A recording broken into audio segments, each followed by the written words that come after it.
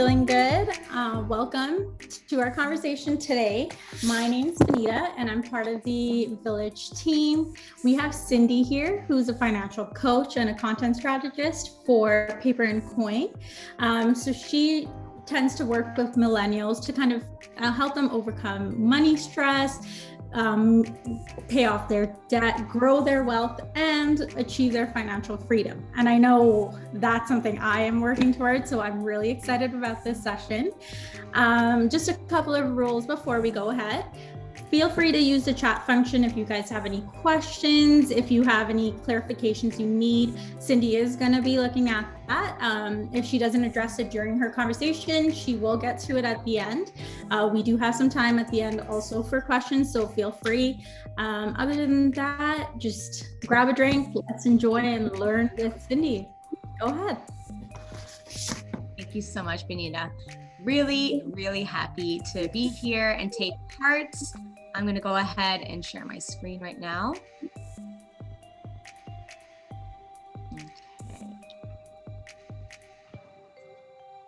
Okay. So today we're talking about money mindsets, how to develop and mature your money mindsets. And really that is at the heart of successful money management. It's the first step you have to take, is working on your relationship with yourself and with your money and everything that's going on in your head.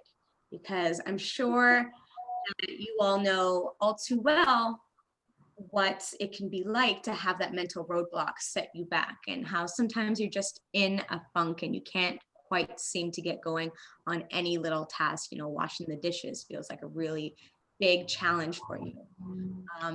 The same is true for money management, So it really starts with developing the relationship you have with money and improving it from there. I would ask that everyone make sure that your microphones are muted so that there's no interruptions. All right. Okay, so how do we get started with improving our money mindsets? Creating change within yourself really does begin in the mind, because we have certain attitudes and we hold certain beliefs. And the more we perpetuate those ideas in our own minds, the more resolved we become that those beliefs are our truths. Like, I'm bad at money. You keep telling yourself, you keep enforcing that idea in your head, you start to act like, okay, I told myself I'm bad at money. You start to behave that way and act a little reckless and spendthrift with your money. And then you kind of shrug it off as like, well, see, I told you I'm bad with money. And so you keep perpetuating that narrative and you act and, really make it a reality for yourself. So if you want to change your truth, you need to change your beliefs. And to change your beliefs, you need to modify the way you speak to yourself and how you act on those thoughts. So if you want to change, make the decision to change and then act or move on that decision. It's actually pretty simple to just decide, instead of saying, I'm bad at money, you're going to tell yourself, I'm going to learn how to improve my money management. And it's that simple. You can start there. So if you want to learn more about managing money, then decide to learn. And you've come this far by attending today's session, so that's good. You're already on your way. Because in many cases, we have already made an unconscious decision about our own financial situations. And so we instinctively act on that, even if it's to our own detriment. Like I said about telling yourself that you're bad at money, you start to believe it and then act on that and then put yourself in a messy situation because you convinced yourself you're bad. And so you act poorly, perpetuating that belief that you instilled in yourself.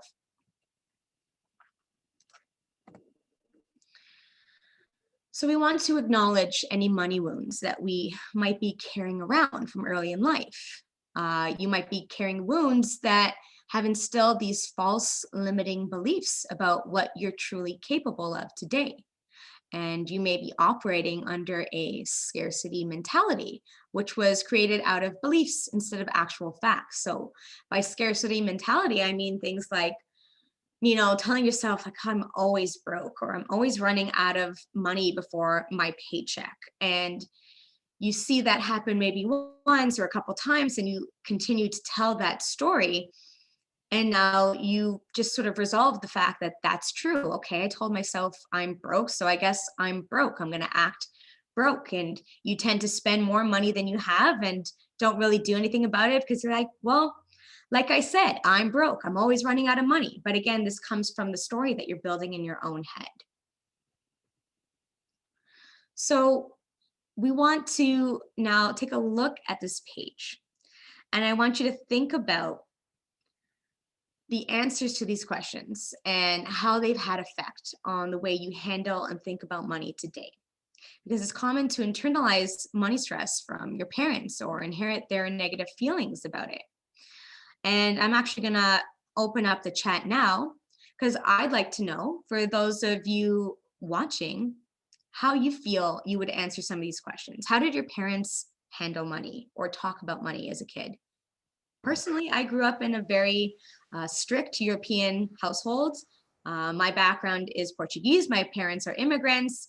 They came here, they worked hard, but talking about money and, letting us into their financial world and explaining what was going on was pretty taboo and not really taking place in the household. So I certainly didn't grow up knowing much about money, and I took it upon myself as an adult.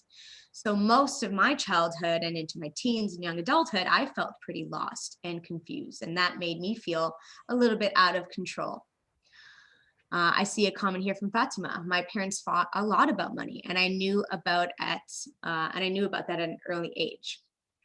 So actually, the same is true. My parents didn't talk to us about money, but I definitely heard them fight about it. It was definitely a trigger. But what was the fight about? I didn't know if we were well off, if we were broke, if they were just, dealing with the stress of bills. I had no idea, but I did know that money was stressful. And so I had that association growing up for many years. And money is a very stressful thing. It's a trigger point in relationships. My father would get mad at me if I talked about money or asked for something. Yeah. You know what? Likewise, you ask for something and then, well, I don't want to speak for anyone else here, but I can relate to that. If you ask for too much, that's very rude. You don't ask for things. That's rude. Don't ask us about money.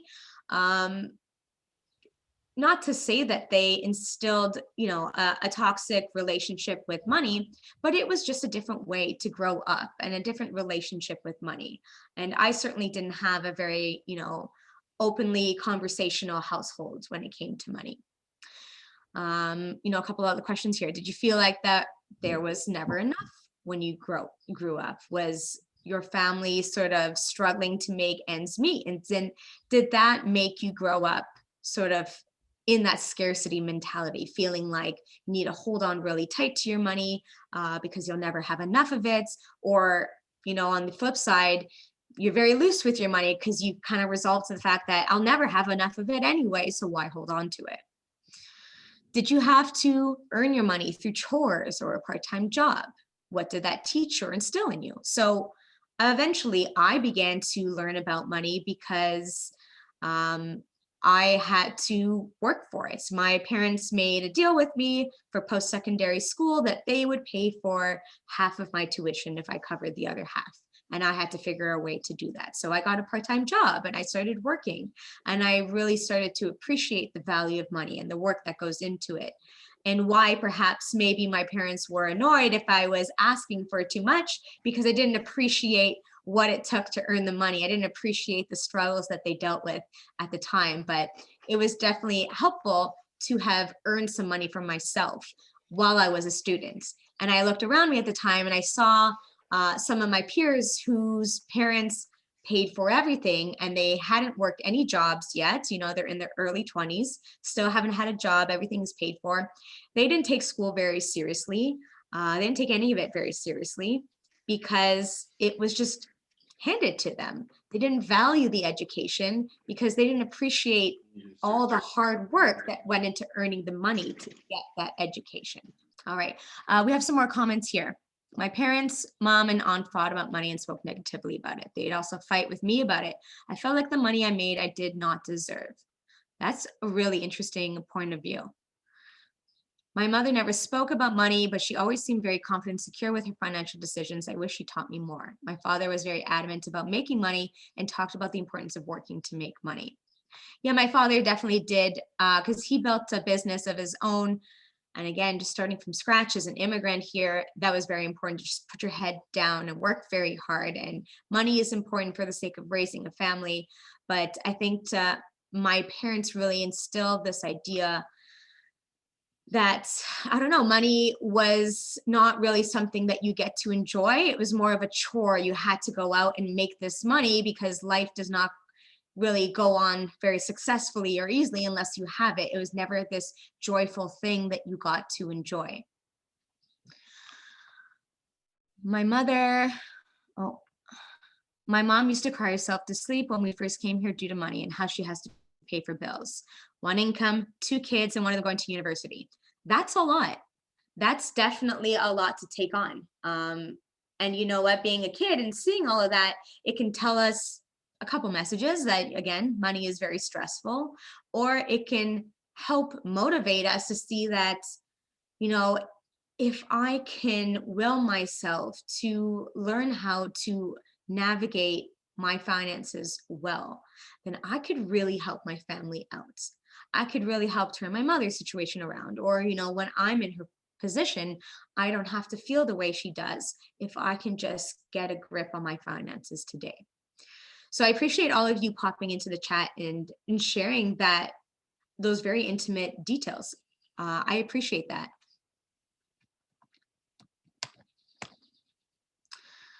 But you know what? It's not just our parents and, you know, our schoolmates that affect how we feel about money.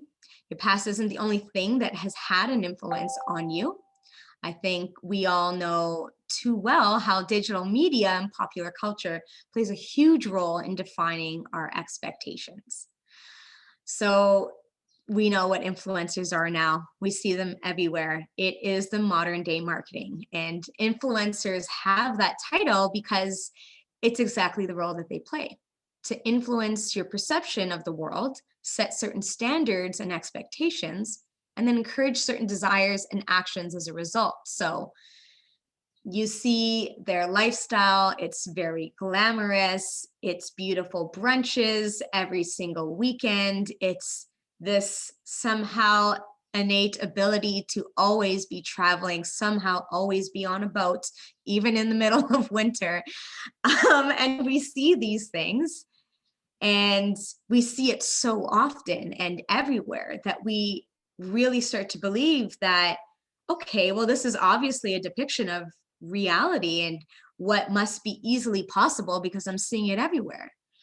And that can have, again, a dual effect. Either that motivates you to strive to get to that point, and you're setting that as an example on your vision board of what you want to achieve for yourself, or you see that, and again, you resolve into this sort of sense of scarcity and negative self-talk that, oh my God, as if I'm ever going to be on a boat, as if I'm ever going to be able to afford brunches every Sunday. How is she doing that? I don't get it.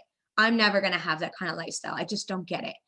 And you see that, and you know, it makes you turn inwards negatively on yourself. So it can have a dual role there. But I mean, just a word of caution here. You have to consider the fact that you don't really know what is happening beyond that one split second when the camera shutter clicked and captured that moment. We know that if we were to pick up anyone's phone and scroll through their archive of photos, there's probably 100 of the same selfie before there's the one magic photo that got posted on Instagram. And that is true for any of these seemingly very rich or well-to-do influencers. And I'm sure that a lot of you have been able to see at some point on Instagram or something, those reels that show the behind the scenes of those Instagram moments and how they capture certain photos and what is actually taking place, you know, the Instagram/reality side-by-side comparison. And so just because you see this photo that's very beautifully laid out of someone doing such glamorous things, that's not to say that there's an absolute chaos going on all around them, and that maybe all that you're seeing is just a very narrowed in curated image of what they want you to see. So you need to take it with a grain of salt. Your friends and the people you know in real life around you are probably more indicative of the realities versus what you're seeing online through influencer content. So just take it with a grain of salt. Don't look at that and think that'll never be me. Everyone seems to be rich. Everyone is making a ton of money being an influencer. That's also not true. Trust me, I have worked with influencers, and followers do not pay your bills. Having 100K followers does not mean you are good with money or that you are making a lot of it. So again, there are these certain standards that we hold ourselves to that are supposed to define what success is that might negatively warp our expectations of financial realities. So let's talk about ourselves and our financial realities. Sorry, I say ours. I am a millennial, and if you are anywhere from 25 to 40, you're within this group. So what is it that we are dealing with as millennials? How do we compare to the generations before us? Well, my parents' generation, they're boomers. And like I said, they emigrated here to Canada, and it was very much the ideal and the goal to work to secure a full-time job. First of all, whether or not you liked it, you just get a job and then you're grateful for it. You don't complain. You don't try to hold things like personal time and quality of life as something that is important to you, because back then it's just put your head down and you work. That's my parents' reality. That's what they taught to me, is that you just got to work hard, go to school, get your degree, get a stable job, have your steady income, and then you're going to get married and you're going to raise a family and have a home, and you'll be 25 by the time you have all of this in place. I'm trying not to laugh, but it's just unrealistic. It is a pipe dream. And I think it took my parents a while to really accept the fact that that's just not going to be true for me or my demographic, that millennials aren't lazy. We have a different reality we're dealing with, as if we can afford a home outright at age 25. My parents have a house in downtownish Toronto when they moved here, and that was something like $60,000 at the time, 30 years ago. $60,000 for a 3-story home in downtown Toronto. Okay, as if that's a reality now. The same home, I don't even know what it's valued at, but definitely over $1 million. And it's not even, a very modern or, upgraded home. It's an old house. But that's what the price is. And how are we supposed to afford that, especially since tuition has continued to go up in those years? And has the salaries that we are applying for also gone up in tandem? Definitely not. So everything around us is getting a lot more expensive. We're not getting paid at the same increasing rate to keep up with this cost. And the competition to even get a job at those, rates that still don't cut it, but even to get that is pretty stiff. You go to school and you drop thousands of dollars, or you take thousands of dollars in debt to go to school and advance your life. And now by the time you're done your 4-year degree, your major, your focus, your specialty has now been replaced by an app. Or it's just turned out a whole slew of other fresh grads that are gunning for the exact same job. So it is very difficult for us to, get started as early as our parents' demographic did.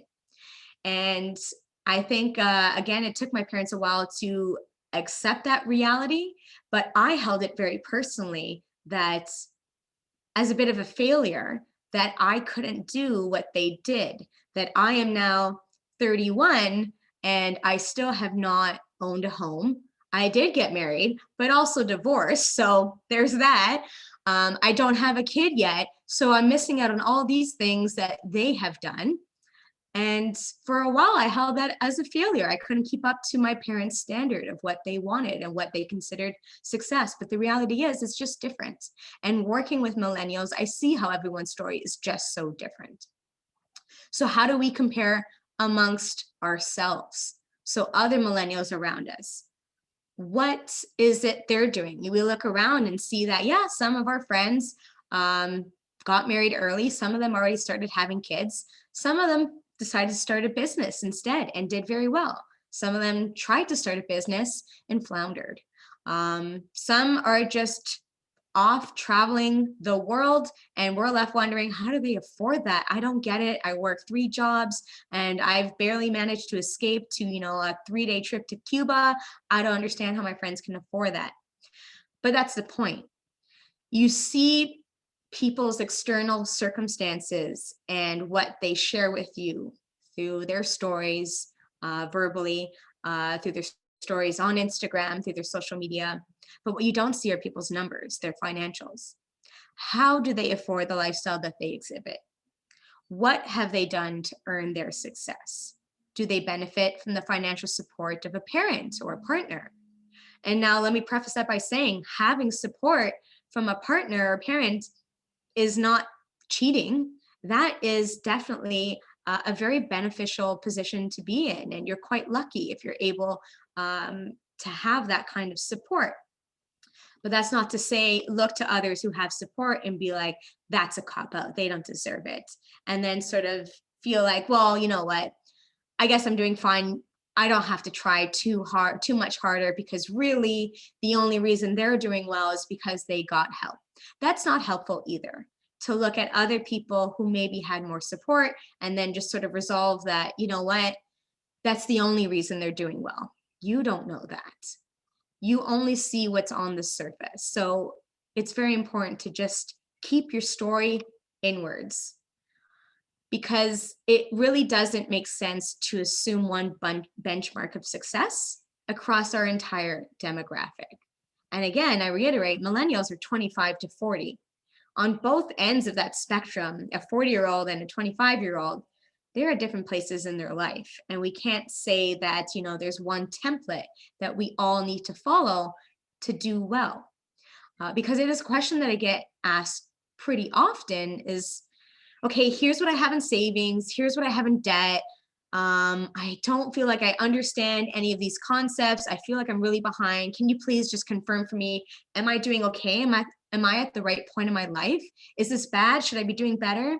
Everyone seems to want to know, do all of these pieces add up to map out all the boxes you're supposed to check, as if there is a standard list of boxes that you're supposed to check. And there certainly isn't. So I am never going to give you a blanket statement about where you should be in your life at any given age, because our stories are different. How we grew up is different. The mindsets that were instilled in us back then shaped our lives over time and allowed us to believe and act on different beliefs that may have completely, changed our potential from a very early age. So, it's present and recent circumstances, but also way back into your past, those circumstances that have shaped where you're at today. And that's a lot of time and a lot of things to have happened. So to say that every single person your age should be at the same point today, even though that entire story, that entire history is completely different from yours, that doesn't make sense. So we need to shed that belief that there is one benchmark of success. So again, instilling my points, don't compare yourself. You are on your own journey. If you're going to commit to improving your relationship with money, it has to start with a commitment to improve your relationship with your money based on your life circumstances and everything that you know. Okay. Other people, again, they might even have a similar story to you, but maybe what they know is different than what you know. So there's still a lot of things that, will make us different and unique from each other. So we can't compare ourselves to each other. You have to stop comparing yourself and using others as a benchmark for your own value and worth. You're on your own journey. Your history and the experiences that brought you to this point are your own and no one else's. So it isn't fair to yourself to compare your life to someone else's circumstances entirely.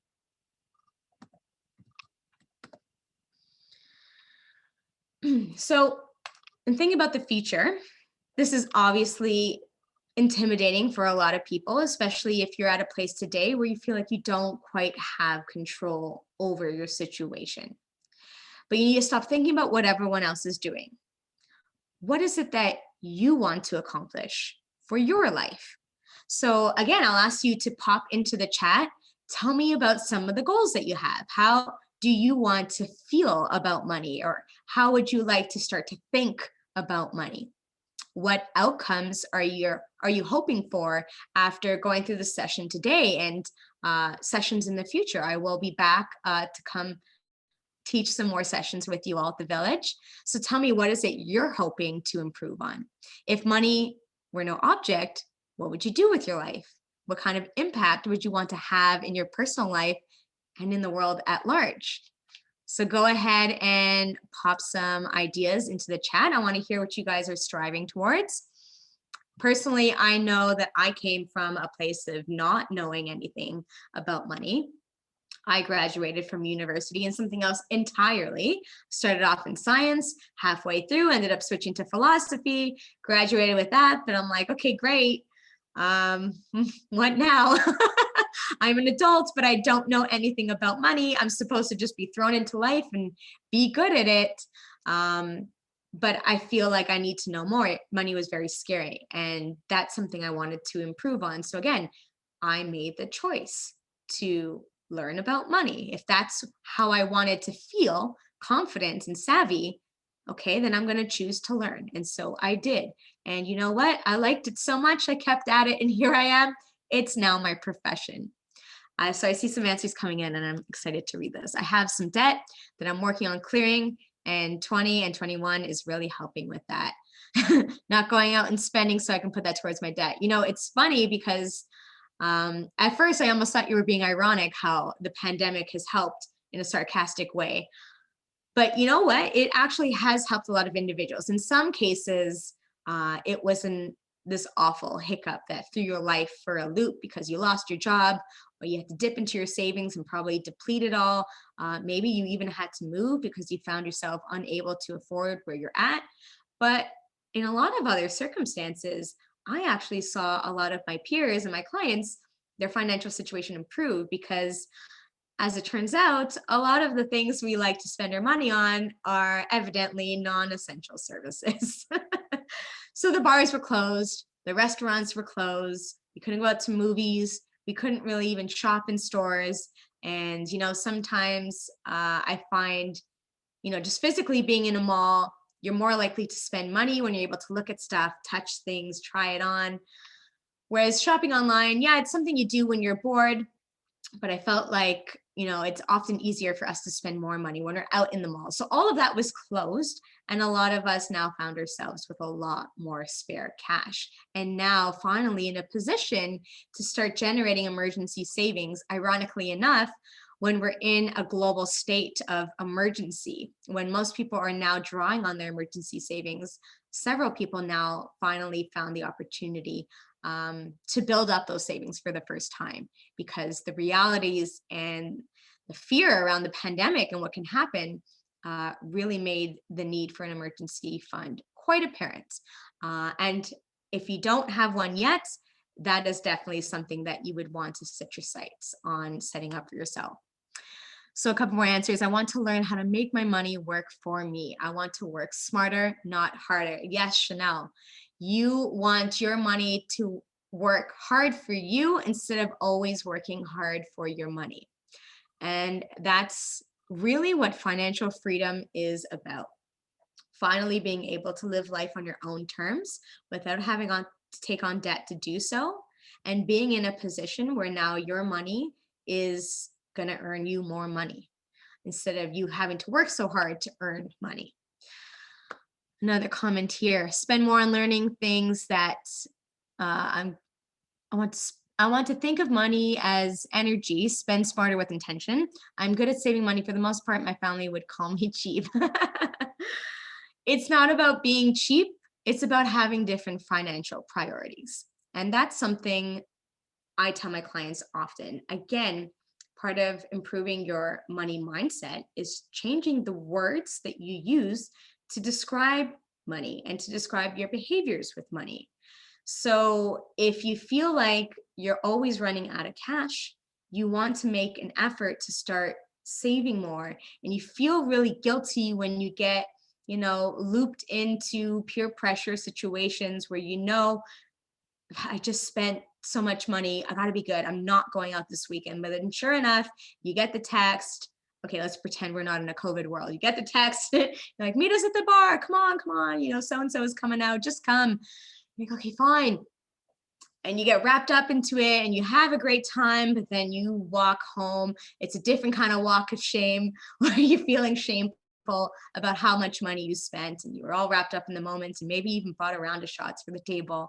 And that felt good for a moment to treat your friends, but then you leave there being like, why did I do that? I know I can't afford it. And I was just trying to have a good time. So your intentions were really good, but you end up making yourself feel really bad. And you want to change that. And so instead of, approaching those situations where you have to say no to events or no to situations that involve spending money, instead of using the words, I can't afford it, because again, that's a negative connotation, putting yourself in a state of scarcity as if you can't afford to do things, that's not true. You're choosing to prioritize your money for a different purpose. So instead of saying, no, I can't go out tonight because I can't afford it, be like, no, thanks. That's not a financial priority right now.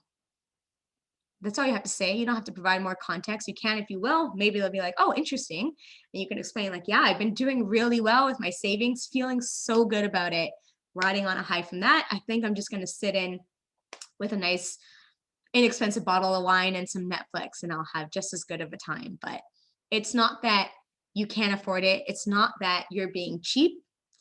It's that it isn't a financial priority. You have other priorities for your money right now. So let me get through a couple other comments here. I want to feel good when I think of money, especially when I'm about to pay bills. I get very anxious when thinking about bills. Yeah, I actually enjoy doing it now, because to me, it's just, I'm a list girl. Love me a list. And in a way, I almost look at my budget items as successfully checking things off of my list. And every time I'm able to pay a bill, I actually feel really good. Like, yes, did that. And the fact that, okay, well, I have less money now, and so less money to spend on other experiences, that doesn't weigh heavy on me, because I'm instead focused on the positive aspect of like, yes, took care of rent. Yes, took care of my bills. Oh God, yes, took care of my savings, feeling really good. So mindset, right? Framing things in a positive light and choosing more positive words instead of negative words. So priorities instead of cheap or frugal. Kim says, I'd like to think of money as abundance, not as a scarcity. Looking forward to learning how to change my thought patterns and learn new ways to make my money grow on its own. I want financial freedom. Absolutely. Think of money as abundance. I do like that. And you know what? Money is a tool.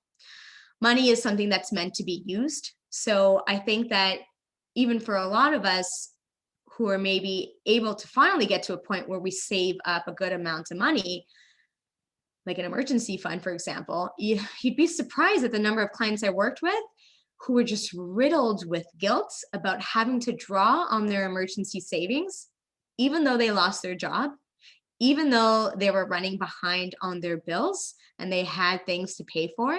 They felt so guilty about drawing on their savings as if they had failed themselves. But I have to remind them, and I'll remind you now, that money is a tool. Why did you save that money to begin with?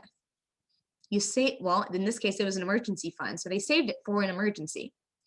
And in those moments, it was very much an emergency. And so now you should celebrate yourself as you're drawing money out of your emergency fund to be like, I did this.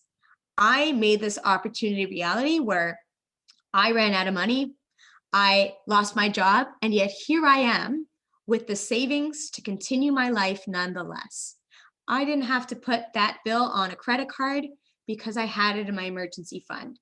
Good for me for having taken the money from there and having put it there to begin with. So celebrate the fact that you gather that money for a specific purpose, and then that moment came, that purpose came, and now you're able to act on it. So again, change your mindset. You're saving up for a goal in mind. There's really no point in accruing money for the sake of just having money. It does nothing for you. You can have your money invested very well and have it earn a ton of money for you. But if you're never going to use the money, who cares how much you have? It really makes no difference. It's useless unless you put it to use. So change your relationship with spending your money. Spending your money is not a bad thing. It's literally what it's for. But spending your money in a way that is productive to your life and to your actual values. So maybe you do enjoy shopping, but if you find yourself always feeling so guilty and self-destructive about having gone shopping, then I don't really think that that's what you truly value. It sounds like you kind of value having a bit more financial cushion than you do a brand new pair of jeans. And so take a moment to write these things down and remind yourself, what do I actually value? What action do I take with money that leaves me feeling good afterwards? Is it going out and having brunch? And if so, wonderful. Let's make sure that we can structure a budget so you've always got brunch money. Is it the fact that you're able to walk away from peer pressure and say no to things, and then not have that walk of shame after having spent too much at a bar? Then great. That's an amazing value to have such strong command over your financial priorities. Let's move on to the next slide. Okay, so how do we begin to change our situation? Well, we have to actually pay attention to the numbers. You can't fix something that you're unaware of. So you have to know your numbers. And honestly, that's really the biggest thing here. Even if you have a ton of debt and not enough income to deal with your expenses, I can promise you that just by writing it all out, assessing the situation, seeing the numbers, and addressing the problem head on will still make you feel a little bit good, because now you have pinpointed the problem, as opposed to constantly just bumping into walls, being like, I'm broke, I'm running out of money, here we go, paycheck to paycheck again, just living on fumes here. I don't know what's going on. I don't know why I'm always in this state. I don't know why I keep running out of money. I don't get it. I don't get money. Chances are you probably just don't actually know what's happening with your numbers. Chances are maybe you do have more money than you think, but it's been going in all sorts of directions that you were not aware of. And so you had no control over funneling the purpose for that hard-earned money. So you have to pay attention, whether you find out that your situation is very great, you're in a beneficial spot, or that you're in a bit of a financial dire situation. The point is, now you know. Now you can point your finger to, oh, so it's Uber Eats that's doing it. Okay, well, that makes sense. I guess that's true. I do order a bit too much. Well, at least now I know how I can scrounge together an extra $200 a month if I just maybe cut my Uber habit in half. And just being able to see that problem and see very quickly where you can pull some extra money from to do other things with your life is a relief. So just face your demons, face your debt demons, take a look under the hood, open up your statements, and actually look at what's happening. Speaking of statements, look at it. Look at your credit card statements. How much are you being charged in interest? And maybe that's why you feel like, oh my God, I'm making payments on my card Why isn't this balance ever freaking going down? I don't get it. I am making payments, but maybe you didn't notice because you didn't look at the fact that, the interest is quite high and the interest charges being billed every month is almost nearly exactly what you're paying to the card. And so of course the balance isn't moving because you're getting charged so much in interest. But if you had known that, then you could have, reacted to this debt problem differently. You could have put a greater payment towards it and had greater progress over the years. So it really is just about looking and paying attention is the first step. So how can we start making changes here? In addition to paying attention to where your money's going, how much do you owe? How much do you have in savings? What's it for? Where else do we go from there? So in addition to being honest about your numbers, we have to be honest about what we do and don't know. It's one thing to read up on money management advice, but it's a whole other thing to actually understand why the advice is given. And this is what will turn empty advice into healthy habits. So again, you might beat yourself up because you feel like, well, I follow Paper and Coin, I follow all these other blogs and they give great advice. And I feel like, I read what they said, but it didn't just magically change my behavior. I don't get it. I'm reading all of these tips and tools, but nothing about my situation is changing. Well, do you have a true understanding of why the advice is given? When you can appreciate why it's good advice, you're much more inclined to act on that and absorb that advice into actual unconscious action, or maybe very conscious action. But the point is, you get it. You get why it's good advice and why it's something that would benefit you. Because I can preach at you and tell you that XYZ is good for you, so do it. But if you don't believe it or understand why it's good for you, chances are you won't do it.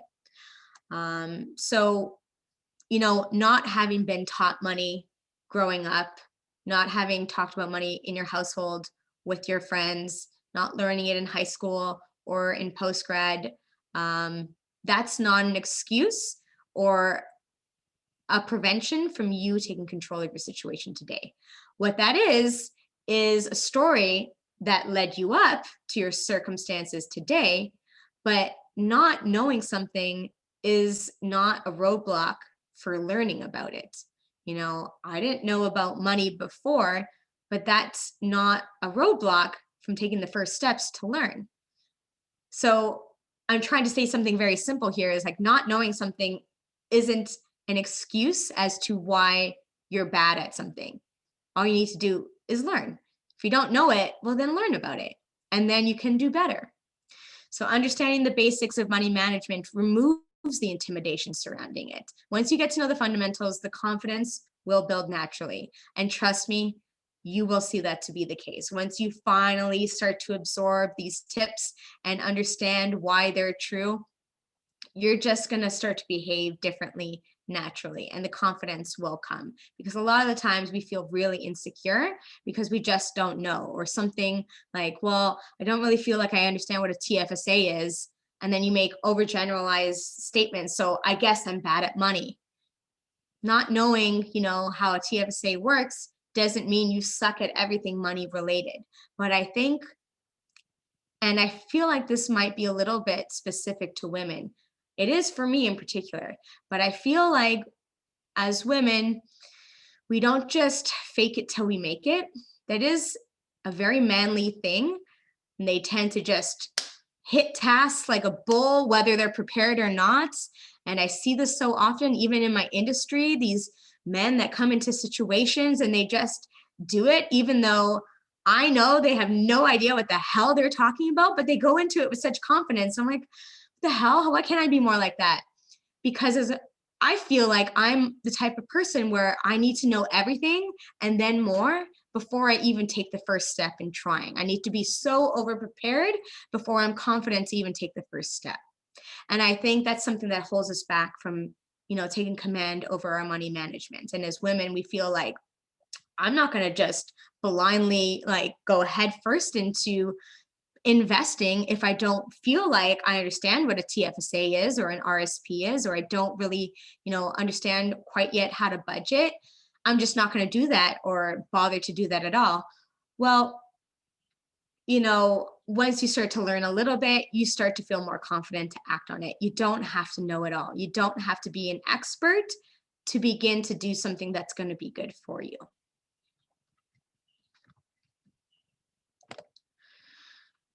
Next one is, well, let's start talking about it. Let's make money less taboo, because I am willing to bet that for many of you in your friend groups, you're probably more inclined to very freely talk about some explicit, romantic situation that you were in, someone that you matched with on a dating app, and how all that went down and what you did last night, and have a good laugh about that and what happened.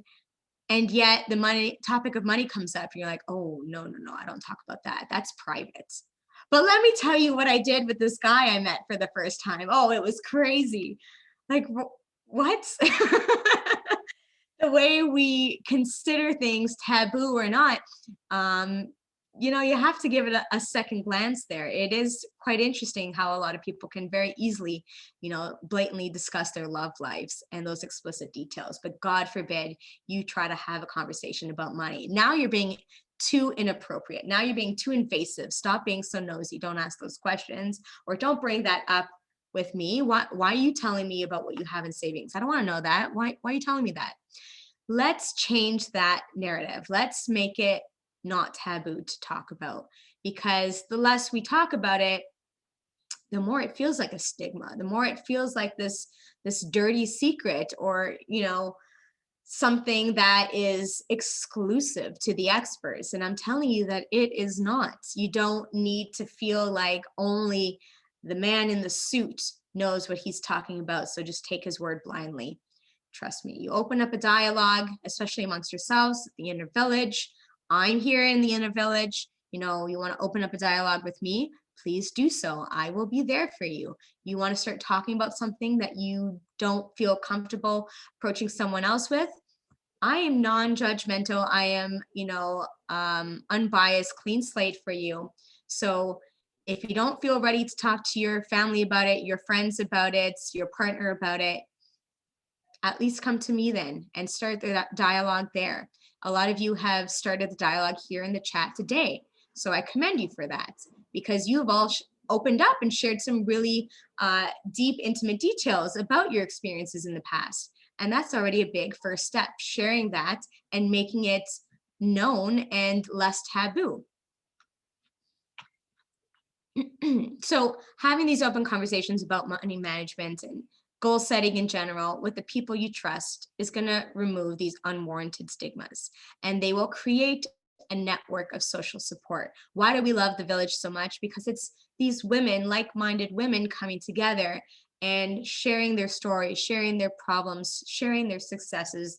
And that makes us all feel very supportive. It makes us feel at ease to also relate on the same level, to also share something that we have struggled with. So the same is true about money. You got to open up a dialogue about it. And be kind to yourself in the process. Financial savvy is not going to happen overnight. You're not going to become an expert after, walking away from the session today even. But I will hope that a couple things that I've said so far have already triggered a couple different thoughts in your mind that make you want to behave differently, or look at your situation differently, or talk to yourself differently. So that's a big first step. And these small changes are going to add up. It's not just going to go, from A to Z. There's all the letters in between that's going to get you to the end. So you're going to stumble and face roadblocks. You're going to try to create a budget perhaps, and maybe go over budget one week. That's not an opportunity for you to throw your hands in the air and be like, forget it. I knew it. I knew I couldn't do this. It's just one stumble. I can't tell you how many times that I've stumbled. And here I am today coming to you as the expert. But I wasn't always. I spent many years learning this. I got many things, wrong in the process, but I've learned from it. and I become more and more confident and savvy in my role. So it's important to take stock of these challenges that get in your way and learn from them so you can move forward.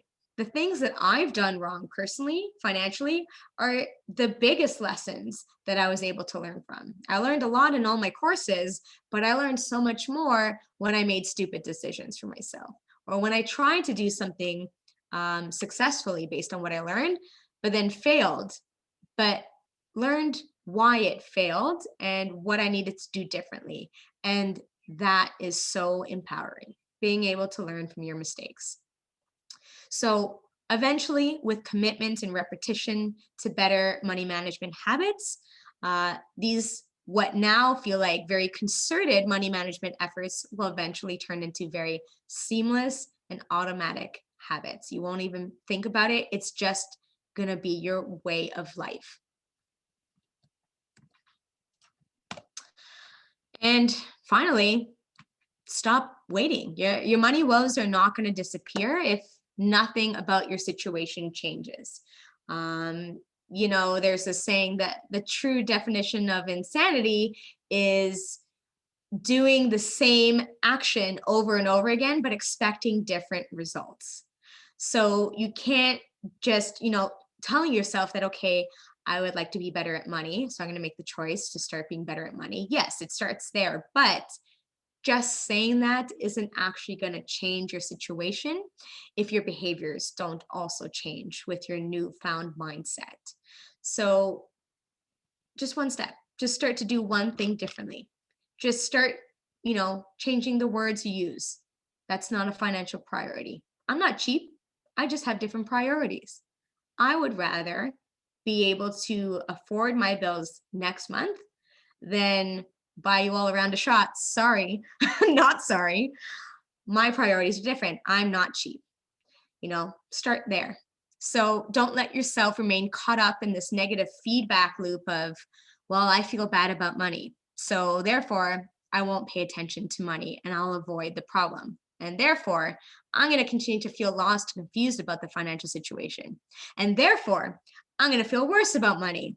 And therefore, make bad financial decisions. And therefore, have more anxiety about money, etc., etc., etc. It's this negative, endless loop of limiting self-limiting beliefs, probably untrue limiting self-beliefs that we impose on ourselves. And because we believe it so deeply, we act on it and tend to be more reckless. And because we're being reckless, we confirm for ourselves like, yep, see, I knew I'm bad at money. I just knew it. See, I did it again. I took on too much debt. Here we go. I'm awful. And now I feel a lot of anxiety, and now I'm feeling very depressed. And I'm like, okay, you know what? What's the point of even making a difference? I clearly can't get out of this loop. But again, all you need to do is just take one different step to get out of that cycle.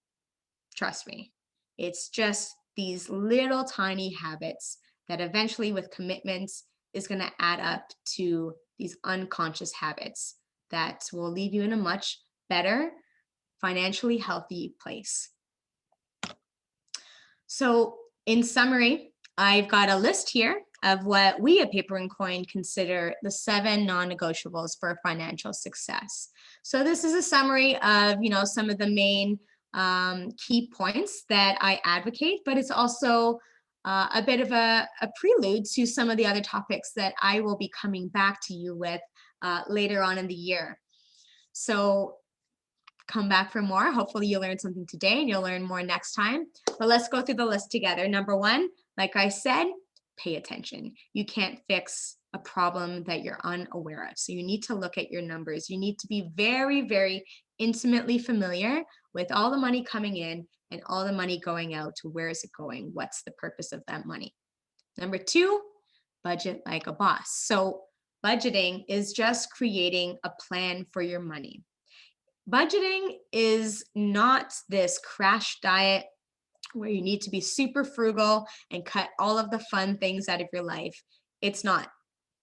Budgeting is being able to live your life well, do the things that you enjoy, whether that's going out or traveling, whatever it may be, but without taking on debt. So without living beyond your means, which brings us to point number 3, live below your means. Financial freedom happens without having to rely on money that isn't yours, i.e. debt. So credit institutions, you want to be able to set your budget up such that you're able to check all of those things off of your financial checklist without having to go into the red, which leads us to point 4, avoid debt like the plague. In some cases, it's unavoidable. Things like a mortgage, as if we have $1.5 million just sitting around like just loose pocket change. No, I know we're going to have to take on a mortgage, and that's debt. And I'm saying, I'm not saying that you're failing by taking on a mortgage. And in some cases, going back to school, you may have to take on a student loan.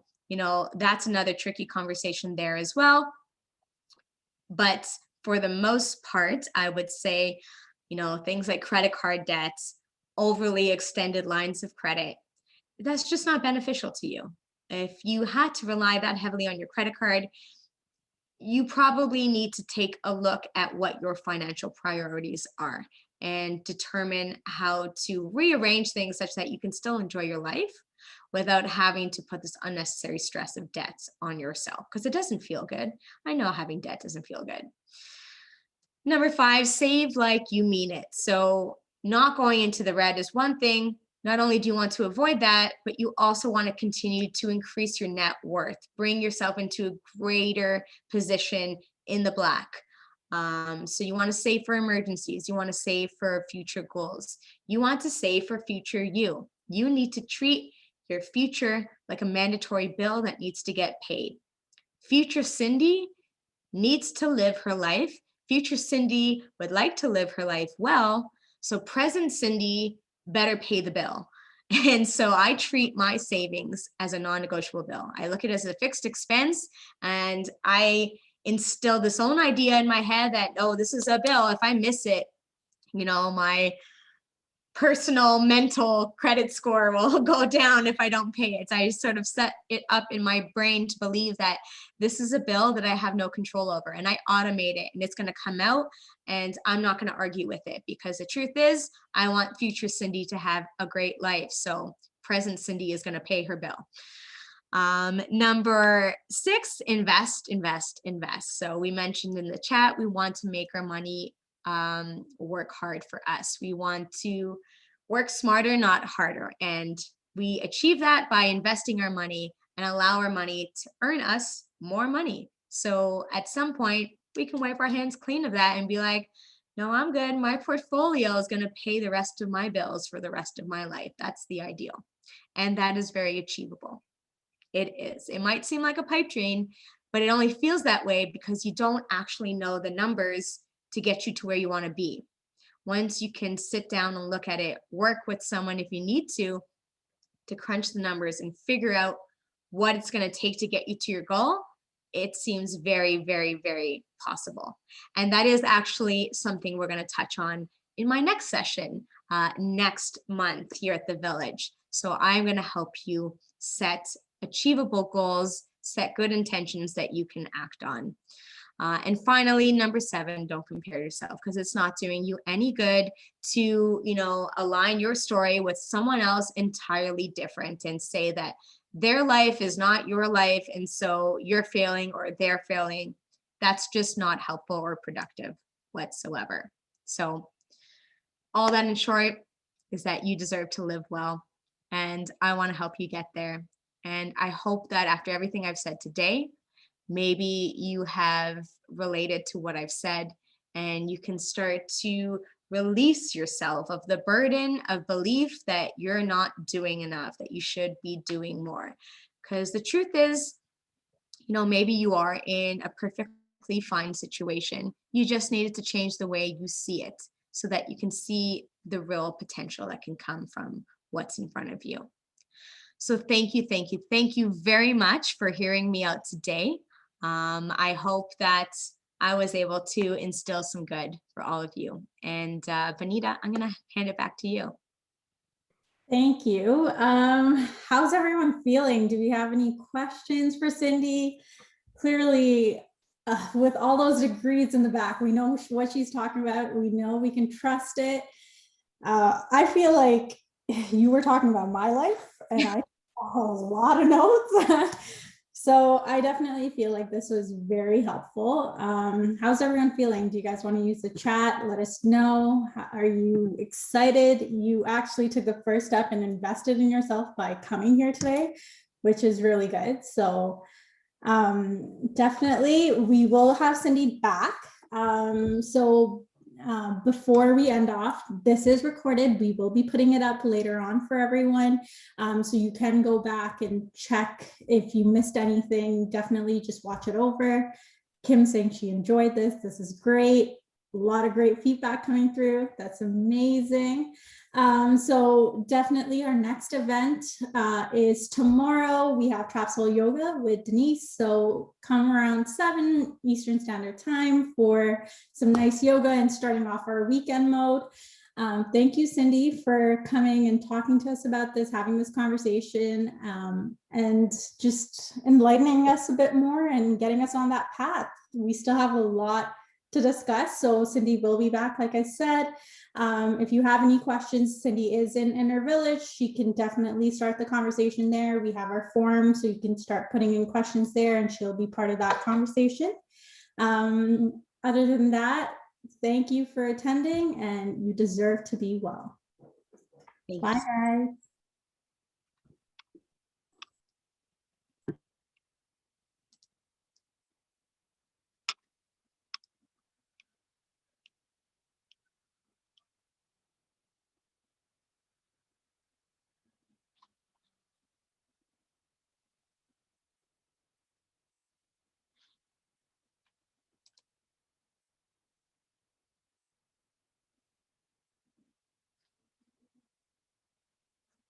How do you feel that went? It was great. I feel like it went really well. How do you feel? Yeah, it went really well. It was really good. I know, and I found myself as I started to share stories, I'm like, oh, I guess like I'll definitely use up the hour. No, it was really good. Everyone, Chanel and I were texting back and forth. We were like, she's talking to us. Like, Oh, it was amazing. It was really good. So I'm very excited. good. I really appreciate that. I do like to come from a place of just honesty. Like I'm the type of person that I put my heart on the sleeve. Anything that I've like fucked up on in the past, I will always share it with my clients. I'm like, listen, I understand what you're going through because spoiler alert, I was there, I wasn't always a financial expert. So Yeah. I do like to share, where I've come from and what I've done and the Yeah. fact that I'm human and I've made mistakes too. So I hope that resonated. And I Yeah. really, really do appreciate the fact